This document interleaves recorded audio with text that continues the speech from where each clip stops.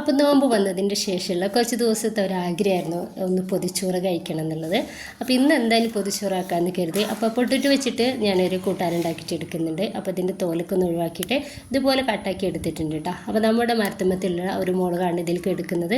അപ്പോൾ നല്ല ടേസ്റ്റുള്ള അത്യാവശ്യം എരിയുള്ള നല്ല മുളക് തന്നെയാണ്. അപ്പോൾ ഈ ഒരു മുളകും ചെറിയ ഉള്ളിയും ചെറിയ ജീരകം ഇട്ടിട്ടൊന്ന് ചമ്മന്തി ആക്കിയിട്ട് എടുത്തിട്ടുണ്ടായിരുന്നു കേട്ടോ. അത് ഇതിലിട്ടിട്ട് നന്നായിട്ടൊന്ന് മിക്സാക്കി എടുത്തിട്ടുണ്ടായിരുന്നു. ഇനിയിപ്പോൾ ഇതാ എണ്ണയിലേക്ക് കടുകും കറിവേപ്പിൻ്റെ ഇട്ടിട്ട് ഒന്ന് പൊട്ടിച്ചെടുത്തിട്ടുണ്ട്. അപ്പോൾ അതിലേക്ക് ഈ ഒരു നമ്മുടെ ഉരുളക്കിഴങ്ങ് ഇട്ടിട്ട് ഇതുപോലെ മൂടി വെച്ചിട്ട് വേഗത്തിലൊന്ന് വേവാക്കിയിട്ട് എടുത്തിട്ടുണ്ടായിരുന്നു. ഇനിയിപ്പോൾ ഇതാ മുരിങ്ങയുടെ ഇലയാണ് കേട്ടോ. അത് വെച്ചിട്ട് ഒരു തോരനും ഉണ്ടാക്കിയിട്ട് എടുത്തിട്ടുണ്ട്.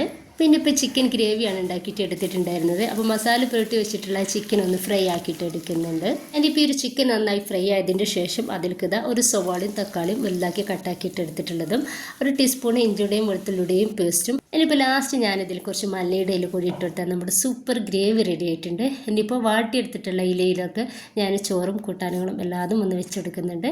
ലാസ്റ്റ് ഇതിലേക്ക് ഒരു കോഴിമുട്ട കൂടി വെച്ചെടുത്തിട്ട് ഒന്ന് പൊതിഞ്ഞെടുക്കുന്നുണ്ട്. രാവിലെ റെഡിയാക്കി എടുത്തതിൻ്റെ ശേഷം നോമ്പ് തുറക്കുന്ന സമയത്ത് ഈ ഒരു വാഴയുടെ ഇലൊന്ന് തുറന്ന് നോക്കിയ സമയത്തുണ്ടല്ലോ, എൻ്റെ പൊന്നെ പറയാനില്ല കേട്ടോ, അത്രയും നല്ല സ്മെല്ലായിരുന്നു, ഭയങ്കര ടേസ്റ്റ് ഉണ്ടായിരുന്നു.